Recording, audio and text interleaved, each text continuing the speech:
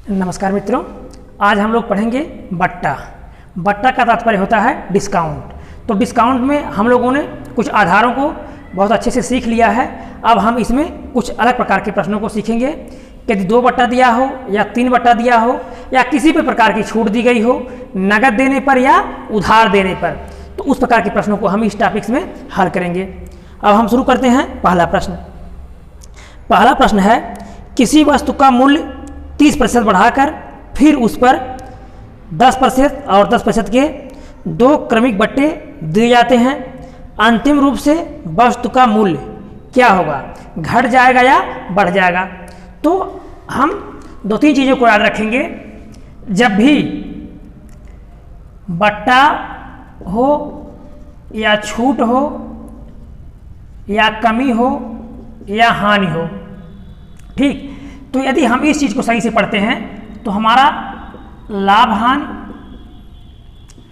प्रतिशत और बट्टा 3 टॉपिक्स बहुत अच्छे से कवर हो जाते हैं यदि हम इन चीज़ों को सही से देख लेते हैं। तो जब भी बट्टा हो तो हम 100 में माइनस करके पढ़ेंगे, छूट हो 100 में माइनस करके पढ़ेंगे, कमी हो 100 में माइनस करके पढ़ेंगे, हानि हो 100 में माइनस करके पढ़ेंगे।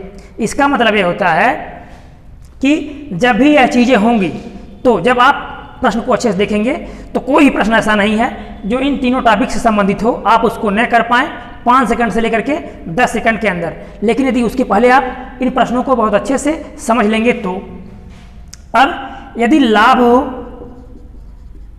या वृद्धि हो, लाभ हो या वृद्धि हो तो हम 100 में प्लस करके पढ़ेंगे। कोई सूत्र, कोई ट्रिक लगाने की जरूरत नहीं है इन तीनों टॉपिक्सों में। अब इसके पहले कई प्रश्नों को इन भागों में बता भी दिया गया है। अब इसका मतलब क्या हुआ, हम छोटा सा उदाहरण लेते हैं। अगर 100 रुपये वस्तु है और 20% छूट दिया जाएगा, तो 20% छूट दिया जाएगा तो प्रतिशत जब हम पढ़ते हैं, तो 100 पहले से, जब हम प्रतिशत पढ़ते हैं 100 पहले से रख लेते हैं और जितना भी छूट दिया जाना है 20% या 30% जो भी दिया जाना है, तो यदि ये छूट की बात कह रहा है 20% तो हम इसको लिख देते हैं 80। ठीक, अब हम जानते हैं कि 100 रुपये की वस्तु है, 20% हम छूट देंगे तो कम के लिए ज़्यादा का भाग, ज़्यादा के लिए कम का भाग। हमको यह चीज़ पढ़ना है कि कम के लिए ज़्यादा और ज़्यादा के लिए कम का भाग, ज़्यादा के लिए कम। ठीक, तो कम के लिए ज़्यादा और ज़्यादा के लिए कम का भाग, इन चीज़ों को हम ध्यान में रखते हुए सॉल्व करेंगे तो कोई भी प्रश्न हमारा जो है वह गलत नहीं होगा और ना कोई सूत्र लगाने की जरूरत पड़ेगी, ना ही कोई ट्रिक लगाने की जरूरत पड़ेगी। अब 100 रुपये वस्तु का दाम रखा गया है, 20% छूट पर दे दिया गया तो दाम घटेगा। तो घटने के लिए ज़्यादा का भाग अर्थात 80/100, तो सीधा 80 रुपये में बेच दिया जाएगा। इन्हीं चीज़ों को आधार मानते हुए हम प्रश्नों को आगे हल करेंगे। और आगे जो भी प्रश्न के साथ चैप्टर में प्रश्न बताए गए हैं वो ऐसे ही हल किए गए हैं, बट्टा के बताए गए हैं वो भी ऐसे ही हल किए गए हैं, और लाभ हानि के बताए गए हैं वो भी ऐसे ही हल किए गए हैं। कोई ट्रिक याद करने की जरूरत नहीं है, कोई सूत्र याद करने की जरूरत नहीं है।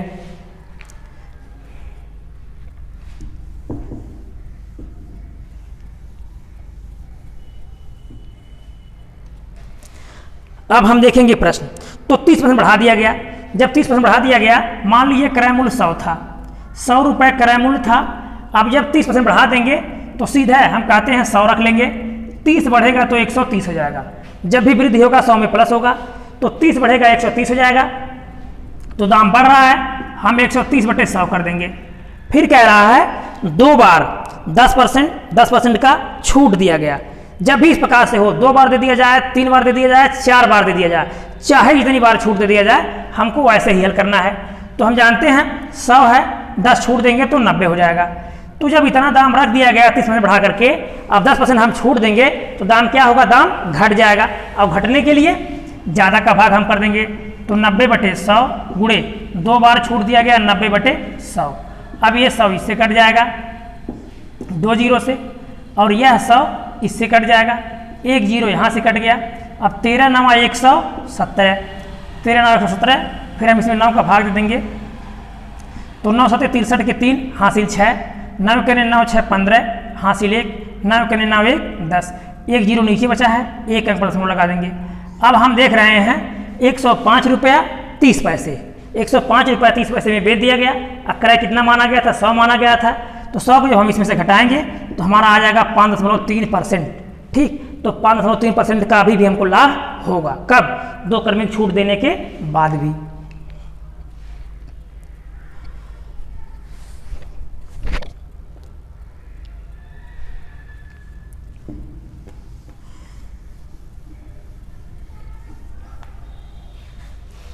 अब हम अगला प्रश्न देखेंगे।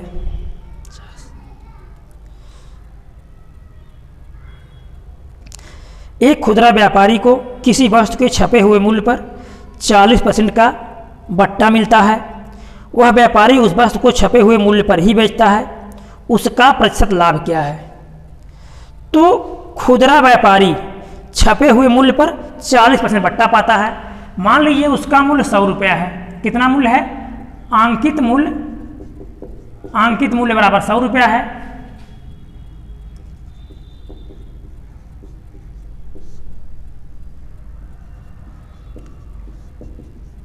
अब 40% जब छूट पाएगा तो क्रय बराबर 100 माइनस 40 बराबर 60 रुपये। कितने में खरीद लिया? 60 रुपये में खरीद लिया। लेकिन कह रहा हूं अंकित मूल्य पर ही बेचता है, अर्थात वो छपे मूल्य पर ही बेचता है, तो उसका लाभ या हानि क्या होगा? तो हम देख रहे हैं छपे मूल्य अर्थात इतने में बेच रहा है, इतने में खरीदा है, तो लाभ प्रतिशत बराबर लाभ परसेंट बराबर। याद रखिएगा, हमेशा लाभ हो या हानि हो किस पर होता है? क्रय मूल्य पर होता है। उसी खरीदारी 60 रुपये है, तो 40/60 हमेशा किसका भाग करेंगे? याद रखिएगा, हमेशा क्रय मूल्य का ही भाग करते हैं, चाहे लाभ हो या हानि हो, हमेशा क्रय मूल्य का ही भाग करते हैं। अब गुणे 100 कर देंगे, तो 2 3 6, 2 5 10, तो 40 5 200, 200/3, 3 6 18, 3 6 18, 66/2/3%। उसका जो लाभ होगा वह 66/2/3% हो जाएगा।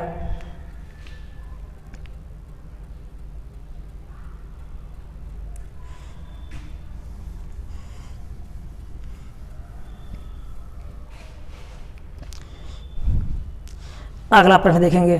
46। नरेश ने एक वस्तु 240 रुपये में खरीदी। उसने उस पर क्रय मूल्य से 20% अधिक मूल्य अंकित कर दिया और उसने अंकित मूल्य पर कुछ बट्टा देकर उस वस्तु को 264 रुपये में बेच दिया। तो बट्टे की दर क्या थी? 240 रुपये में खरीदा और उसने उस पर क्रय मूल्य से 20% अधिक मूल्य अंकित कर दिया। तो 240 रुपये में खरीदा, ठीक है। याद रखिएगा कितना अधिक अंकित कर दिया? 20% अधिक अंकित कर दिया, 20% ज़्यादा। तो आप जानते हैं 100, 20 ज़्यादा लेगा तो 120 हो जाएगा। अब वो क्या कर दिया? 20 ज़्यादा अंकित कर दिया, अर्थात 120/100 कर दिया। तो कितना अंकित किया है वो? इतना अंकित कर दिया और उसने अंकित मूल्य पर कुछ बट्टा को दे करके 264 रुपये में बेच दिया। ये उसका अंकित मूल्य है। तो कितना हो रहा है ये? 12 चौक 48 हासिल 4, 12 दूना 24, 4 28, 288 रुपया 288 हुआ। और उसका बिक्री मूल्य है 264 रुपया, 264 रुपये में बेच दिया। अब देखिए यहाँ जो बढ़ा हुआ मूल्य था, ठीक, अर्थात वह 20% बढ़ा दिया ना, इतना बढ़ा दिया और इतने में बेच दिया। तो इतना बढ़ा करके रख दिया है और इतने में बेच दिया है। अब हम देखेंगे वह छूट कितना दे रहा है। तो जब इसमें से इसको घटाएंगे हम, तो 4 2 24 रुपये का छूट दिया, ठीक। तो ये जो 24 रुपये का छूट दिया है यह किस पर दिया है? 288 पर दिया है, इतने पर नहीं दिया है, क्योंकि इतने में तो वह बेच दिया। अब हो जाएगा छूट बराबर 24/288 गुणे 100। 4 से काट देंगे, 4 6 24, 4 7 28 और 4 दूना 8, फिर 6 करने 6, 6 दूना 12, 100/12, तो 12/96 बच गया 4, 4/12, 4 3 12, 8 सही 1/3%, 8 सही 1/3%। जो छूट की दर होगी वो कितना होगी? 8 सही 1/3%। जब आप प्रश्न को अच्छे से पहले पढ़ लेंगे, उसको समझ लेंगे, फिर उसको हल करेंगे, तो कहीं कोई दिक्कत नहीं होगी। तो यदि आपको कुछ भी कोई भी टॉपिक्स हो, मैथ हो, जीएस हो, उसको अच्छे समझना है या उसको आगामी आने वाले समय के लिए अपने आप को तैयार करना है, तो आपको शुरुआती दौर में अपना समय देना पड़ेगा। और जब आप एक बार अपना समय नुकसान कर देंगे, उसको अच्छे से समझ लेंगे, फिर सारी चीज़ें आसान हो जाएंगी। क्योंकि कोई भी प्रश्न होता है तो एक दूसरे प्रश्न से थोड़ा थोड़ा मिलता जुलता होता है। इसलिए जब भी हम कोई टॉपिक्स को समझें तो बहुत अच्छे से पहले उनके आधारों को समझ लें, तो आगे आने वाले प्रश्नों को हम बहुत ही आसानी से हल कर सकते हैं।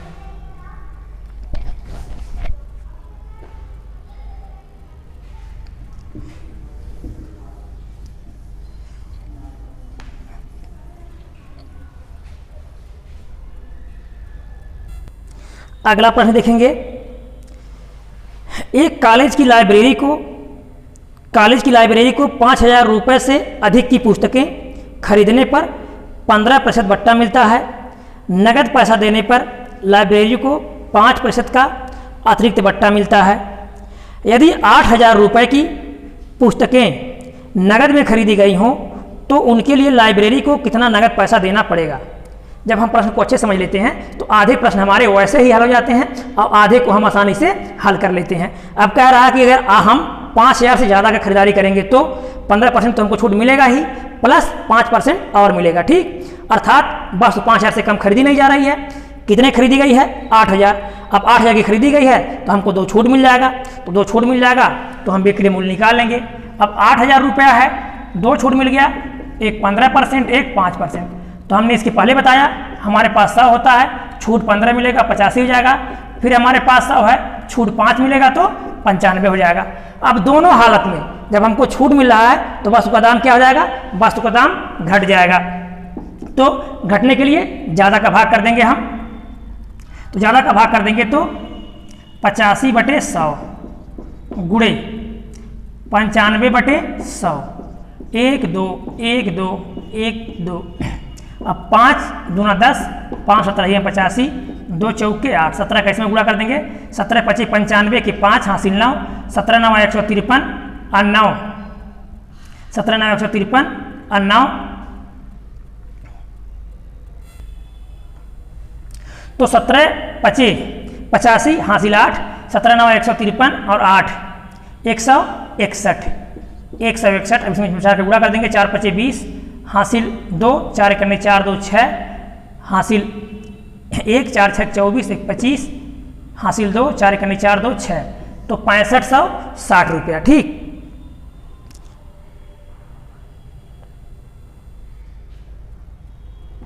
सत्रह 25 85, सॉरी 4 25 20 हासिल 2, 4 करने 4 2 6, फिर 4 6 24, तो हो जाएगा 6460 रुपया। हमारा उत्तर हो जाएगा 6460 रुपया।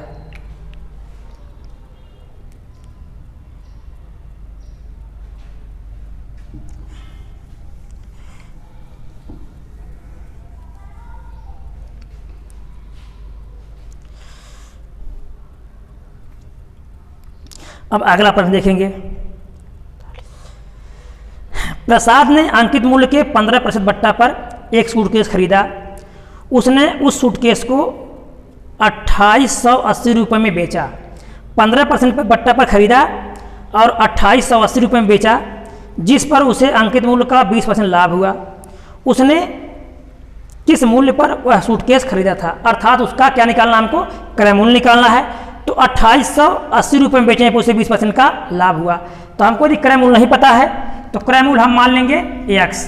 अब x मान लेंगे तो अब उसको छूट देना है। तो जब वो छूट देगा, याद रखिएगा बहुत अच्छे से, कोई भी व्यक्ति जब सामान खरीदता है यदि वह छूट देना चाहता है तो दाम को क्या करेगा? दाम को बढ़ा करके रखेगा। तो 15% छूट देना चाह रहा है तो हमारे पास 100 है, अब 15 छूट देगा तो 85 हो जाएगा। अर्थात वो x रुपये में खरीदा है, छूट देगा तो दाम को बढ़ा करके रखेगा, तभी वो छूट देगा। तो बढ़ाने के लिए हमारा हो जाएगा कम का भाग, तो 100/85। अब ये तो इसमें छूट जुड़ गया, प्लस उसको लाभ भी चाहिए। कितना परसेंट? 20%। तो हमारे पास 100 हो गया, अब 20 लाभ लेंगे तो 120 हो जाएगा। तो जब लाभ को जोड़ेगा तो क्या होगा? दाम बढ़ जाएगा, और बढ़ने के लिए कम का भाग, तो 120/100 बराबर कितने के? 2880 के। तो अब हम इसको इससे काट देंगे। अब x बराबर इसका इसमें गुणा हो जाएगा 2880 गुणे 85/120 12 से देखते हैं, 12 से कटेगा, 12 दूना 24, 4 बच गया 48, 12 चौ 48, 24 आ गया, 24 बचे, तो 24 बचे, 20 बचे 100, 4 बचे 20, 120 और हासिल 12। अब 24 बटे 8 चौक 32, हासिल 3, 8 दूना 16 और 3 19, 192 और 12, 4 9 10 के 0, हासिल 1 1 1 2, 2040। तो हमारा कितना आ जाएगा 2040 रुपया।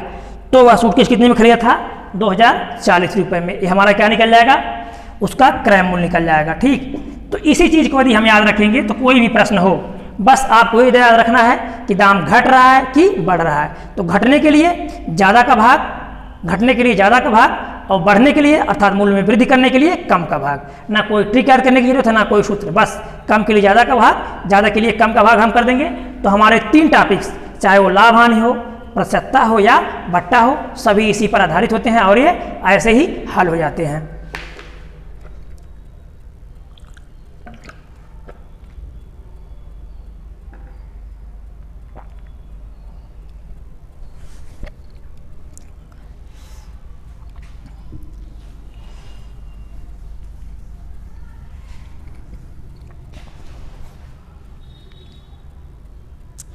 अगला प्रश्न देखेंगे, यदि खरीदी गई चीज़ों की संख्या 20% बढ़ा दी जाए और प्रत्येक का दामों में 25%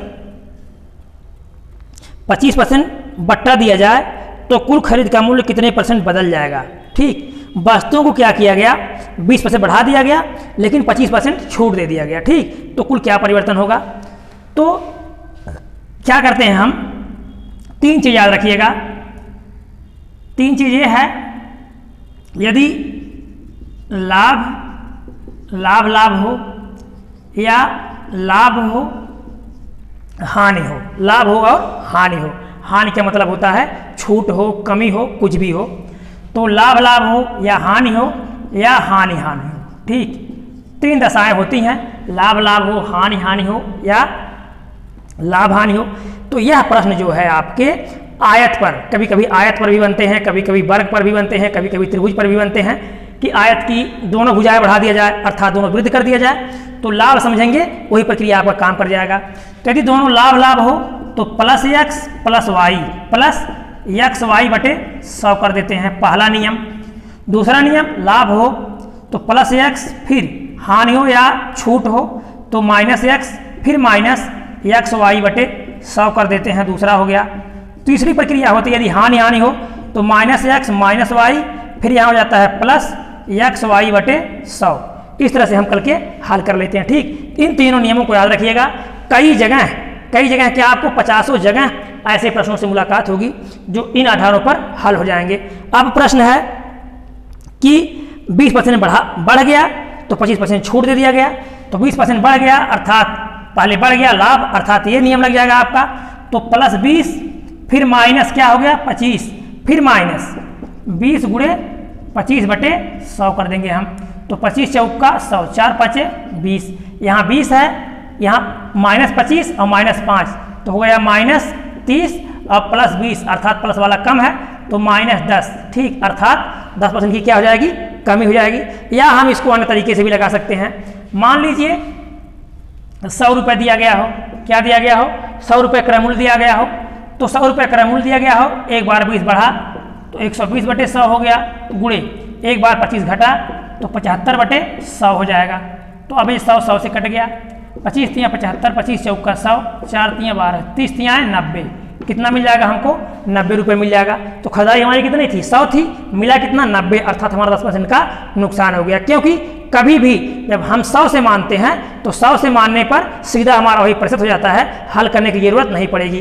तो 100 में खरीदा गया, 90 में बेचा गया अर्थात 10% का हमारा हानि हुआ या 10% की कमी हुई या नुकसान हुआ। आप जो भी उसको समझ सकते हैं और जिस प्रकार से परीक्षा में प्रश्न होगा उस प्रकार से उसको उत्तर दे सकते हैं।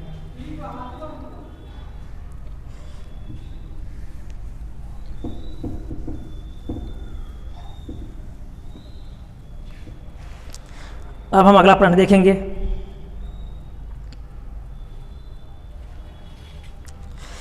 यदि 20% लाभ पर बेचे जाने वाली वस्तु 20% लाभ पर बेचे जाने वाली वस्तु पर 10% बट्टा दे दिया जाए तो बेची गई इकाइयों की संख्या दुगनी हो जाती है।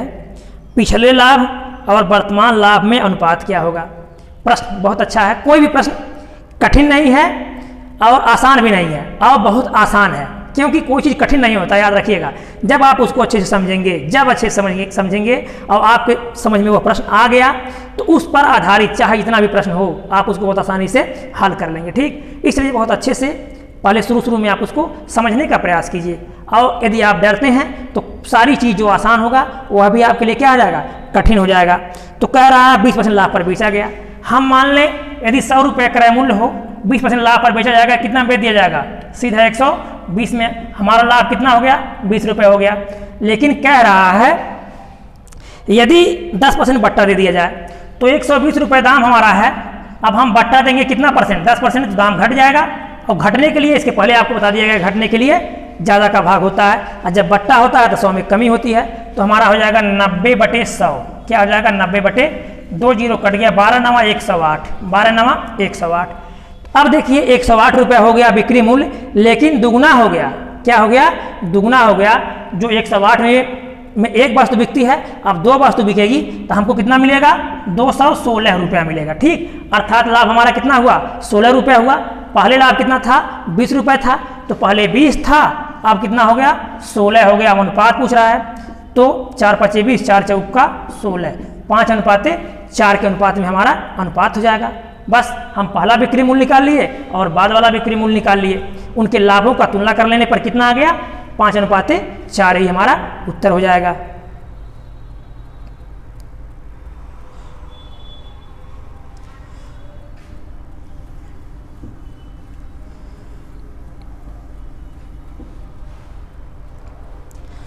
अगला प्रश्न देखेंगे। 1600 रुपये की वस्तु हाँ पर 2 क्रमिक बट्टे के बाद 1600 रुपये की वस्तु 2 क्रमिक बट्टे के बाद 1200 रुपये में उपलब्ध है। यदि पहला बट्टा 20% हो तो दूसरा बट्टा क्या होगा? ठीक, 1600 रुपये की वस्तु 1200 रुपये में उपलब्ध है, पहला बट्टा 20% है तो दूसरा बट्टा क्या होगा? ठीक, ऐसे प्रश्न अक्सर करके परीक्षाओं में पूछे जाते रहते हैं।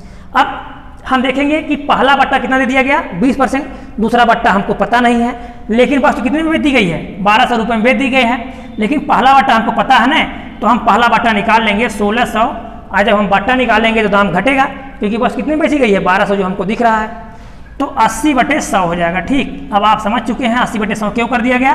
क्योंकि जब भी छूट होगा, हानि होगा, कमी होगा तो 100 से घटेगा। अब 2 जीरो कट गया, 16/128, 16/128, 1280 रुपया।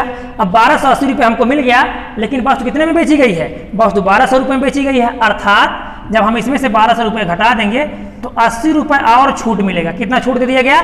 80 रुपये छूट दे दिया गया।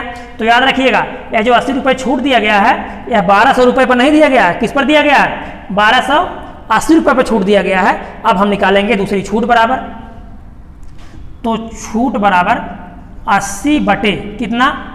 1280 × 100, 1 जीरो कट गया। अब हम इसको 4 से काटने के 4 × 12 और 4 दूना 8, 4 दूना 8, 20 हो गया। फिर 4 से 4 × 5 = 20, 4 × 8 = 32, फिर 2 × 4 = 8, 2 × 5 = 10, 25/4 कितना हो जाएगा? 5 × 5 = 25, 25/4, तो 4 × 6 = 24, बच गया 1, 10 हो गया, 4 दूना 8, 4 × 5 = 20, 6.25। ठीक, तो दूसरी छूट कितना हो जाएगी? 6.25% हमारा दूसरा छूट निकल जाएगा। अब आप ऐसे ही 2 प्रश्नों को कमेंट बॉक्स में जरूर बताएंगे। ठीक, यदि आप जब बताएंगे तब हम समझ जाएंगे कि आप कितने अच्छे से पढ़ रहे हैं। ठीक, क्योंकि यदि आप अच्छे से पढ़ते हैं तो मेरे मित्र, मेरे भाई, मैं आपसे यह कहना चाहता हूँ कि आने वाले समय, जो भी समय आगे आएगा, आज मान लीजिए आपका खराब है, लेकिन आने वाला समय आपके लिए बहुत अच्छा हो जाएगा यदि आप प्रत्येक टॉपिक्स को बहुत अच्छे से समझ रहे हैं, पढ़ रहे हैं। तो और हमारे चैनल पे सभी टॉपिक्स, हर सब्जेक्ट के हर टॉपिक्स भाग के रूप में उपलब्ध हैं। आप जो भी टॉपिक्स जो भी भाग पढ़ना चाहेंगे आपको प्लेलिस्ट में सारा मिल जाएगा। और यदि कहीं से किसी भी कंपटीशन संबंधित कोई समस्या है तो आप कमेंट बॉक्स में जरूर पूछ सकते हैं उस कंपटीशन संबंधित तैयारी के बारे में, पुस्तकों के बारे में। ठीक, तो आप इन प्रश्नों के कमेंट बॉक्स में उत्तर जरूर देंगे। 2000 रुपये की वस्तु, 2000 रुपये की वस्तु 1600 रुपये में उपलब्ध है, 1600 रुपये में उपलब्ध है। यदि पहला बट्टा 10% हो तो दूसरा बट्टा क्या होगा, तो दूसरा बट्टा क्या होगा। ठीक, 2000 रुपये की वस्तु 1600 रुपये में उपलब्ध है। यदि पहला बट्टा 10% है तो दूसरा बट्टा क्या होगा। अगला प्रश्न, 800 रुपये की वस्तु पर 2 क्रमिक बट्टे दिए गए, 2 क्रमिक बट्टे के बाद वस्तु 500 रुपये में उपलब्ध है, वस्तु 500 रुपये में उपलब्ध है। यदि दूसरा बट्टा, याद रखिएगा इसमें पहला बट्टा 10% दिया गया था, इसमें दूसरा बट्टा 10% हो तो पहला बट्टा क्या था, ठीक है। इसमें दे दिया गया है दूसरा बट्टा 10% हो तो पहला बट्टा क्या था। तो इन दोनों प्रश्नों के उत्तर कमेंट बॉक्स में आप जरूर बताइएगा। और वीडियो अच्छा लगा होगा तो लाइक कीजिएगा, सब्सक्राइब कीजिएगा, दोस्तों को शेयर कीजिएगा। धन्यवाद।